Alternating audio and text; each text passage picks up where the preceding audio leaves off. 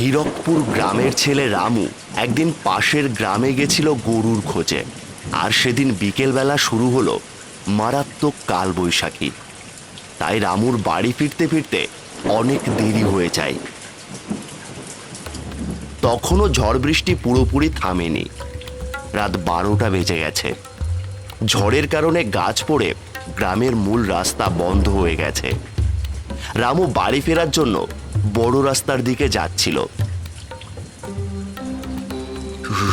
বাপরে বাপ, কি মারাত্মক ঝড় বৃষ্টি শুরু হলো। বাড়ি ফিরতে পারলে বাঁচি এখন আমি। অন্ধকারে তো ঠিক করে দেখতেও পাচ্ছি না। এমন সময় রবিন খুড়োকে দেখতে পেল রামু। সে ছুটে যাচ্ছে রাস্তা দিয়ে। কে, রবিন খুড়ো নাকি? হ্যাঁ, কে? গলা শুনে তো মনে হচ্ছে রামু। রামু নাকি? হ্যাঁ গো খুড়ো, তা এই ঝড় বৃষ্টির মধ্যে তুমি কোথায় যাচ্ছ? আমি ওই পাড়ে যাচ্ছি কবিরাজকে ডাকতে। ও ঠাকুমার শরীর খুব একটা ভালো নেই। তুই কোথায় যাস? আমি পাশের গ্রামে গেছিলাম। এই ঝড় বৃষ্টির জন্য ফিরতে ফিরতে রাত হয়ে গেল। ও, তুই বাড়ি যাচ্ছিস? কিন্তু এদিক দিয়ে যেতে পারবি না, রাস্তায় গাছ পড়ে আছে, রাস্তা বন্ধ হয়ে গেছে। ও, ওই বটতলা দিয়ে ঘুরে যা। রামু শুনেছে এই বটতলাটা নাকি ভালো না, ভূতের নাকি উপদ্রব আছে এখানে। তাই কেউ যেতেও চায় না। কিন্তু এখন কিছু করার নেই, যেতেই হবে, নইলে বাড়ি ফেরা হবে না রাতে। এই ভেবে রামু ওই পথে যাত্রা শুরু করে। অনেকটা হাঁটার পর খোলা মাঠ পেরিয়ে সেই বটগাছটা পড়ে। রামু বটগাছের কাছে এসে মনে মনে বলে, হে ভগবান, রক্ষা করো আমাকে। রাম রাম রাম রাম রাম রাম রাম রাম রাম রাম। এই বলতে বলতে রামু বটগাছের নিচ থেকে পার হতে যাবে, এমন সময় সে খেয়াল করে তার পা কিরকম যেন ভারী হয়ে আসছে। এ কি, আমার পা এমন ভার হয়ে গেল কিভাবে? আমি তো সামনে এগোতেই পারছি না। এ কি? রামু অনেক চেষ্টা করে সেখান থেকে যাওয়ার, কিন্তু তার পা এতটাই ভারী হয়ে যায় যে সে সামান্য পর্যন্ত নড়তে পারে না। অবশেষে সে হাঁপিয়ে গিয়ে ওখানেই বসে পড়ে। কি বিপদ হলো বাপু, এবার যে সত্যি সত্যি ভারী ভয় করে। এমন সময় হঠাৎ করে ওই গাছের মধ্যে থেকে একটা ভয়ঙ্কর হাসির শব্দ শোনা গেল।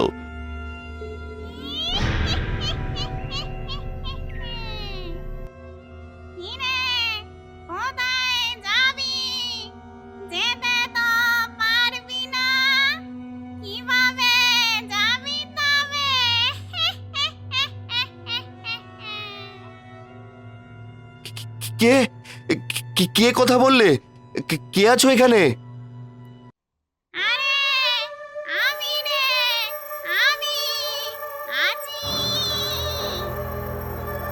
কোথাও কোথাও তো কেউ নেই।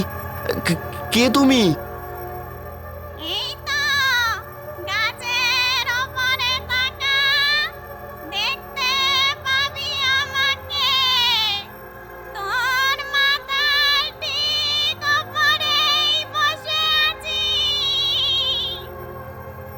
এই কথা শুনে রামু আরো বেশি ভয় পেয়ে গেল। তার ঘাড় যেন ধীরে ধীরে শক্ত হয়ে আসছে বলে তার মনে হলো। অনেক কষ্টে ঘাড় উঁচু করে রামু গাছের ওপরের দিকে তাকালো। গাছের ওপরের দিকে তাকানো মাত্র সে দেখল সাদা শাড়ি পরা কে যেন পা ঝুলিয়ে বসে আছে। ওটা দেখার পর কিছুক্ষণের জন্য রামুর মুখ থেকে কোনো কথা বেরোলো না। তারপর সে রীতিমতো মনের সব সাহস একসাথে করে বলে উঠল, কি চাই? তোমার কি চাই? আমাকে যেতে দাও।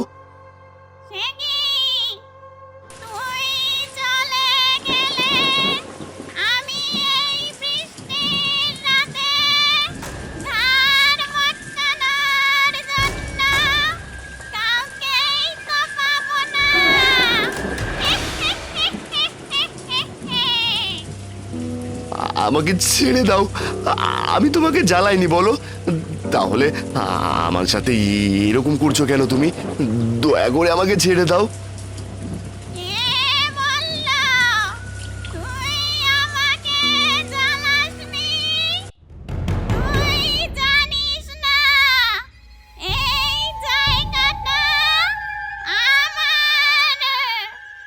তুই এই ঝড় বৃষ্টির রাতে এখানে ঢুকে পড়েই তো আমাকে বিরক্ত করলি। আবার বলছিস জ্বালাসনি?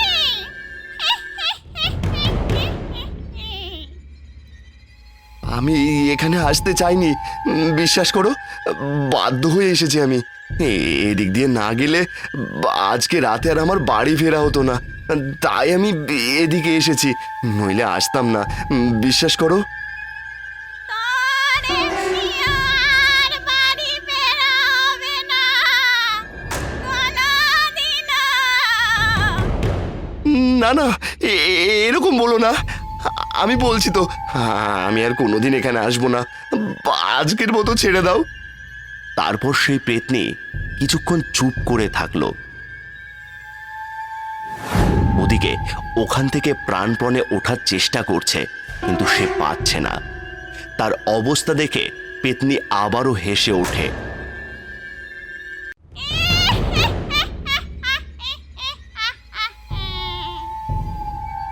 আমি যাচ্ছি তোর কাছে। তোকে অত কষ্ট করে ওপরে আসতে হবে না।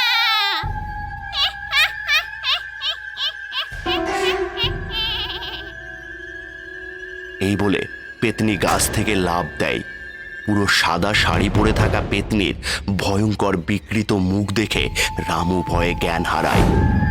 তারপর কি হলো রামুর মনে নেই।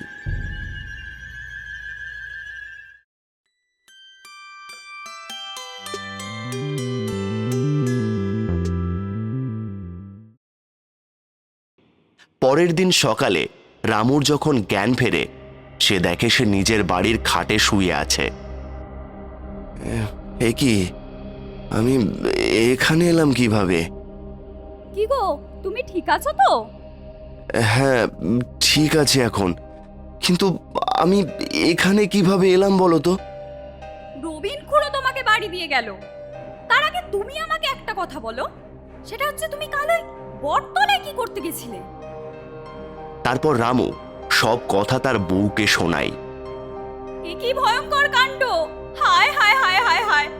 তোমার গলার ওই মাদুলিটাই তোমাকে বিপদ থেকে রক্ষা করেছে, বুঝলে তো? জয় বাবা, জয় বাবা! হ্যাঁ, তাই তো, এটা তো মাথায় আসেনি আমার আগে। ঠিক বলেছো তুমি, ওটাই মনে হয় আমার কোনো ক্ষতি করতে দেয়নি।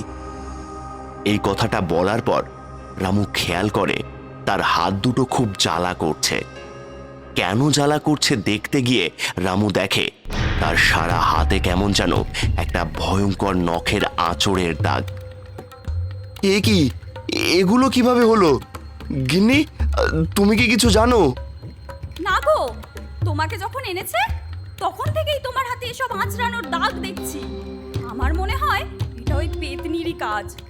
তোমার ক্ষতি করতে চেয়েছিল, মাদুলিটার জন্য করতে পারেনি, কিন্তু এই সমস্ত সারা গায়ে আঁচড় দিতে পেরেছে। তাই জন্য মনে হয় এরকম অবস্থা হয়েছে, বুঝলে? হ্যাঁ, ঠিকই বলছো তুমি, এটা হতেও পারে। যাই হোক, তোমার কোনো ক্ষতি হয়নি, এই অনেক। তাও এই আঁচড়ের জন্য বিকেলে দুজনে একবার ওঝার কাছে যাব, ঠিক আছে? হ্যাঁ। আমাদের গল্পগুলি আপনাদের ভালো লাগলে like, comment, share and subscribe করে আমাদের পাশে থাকবেন।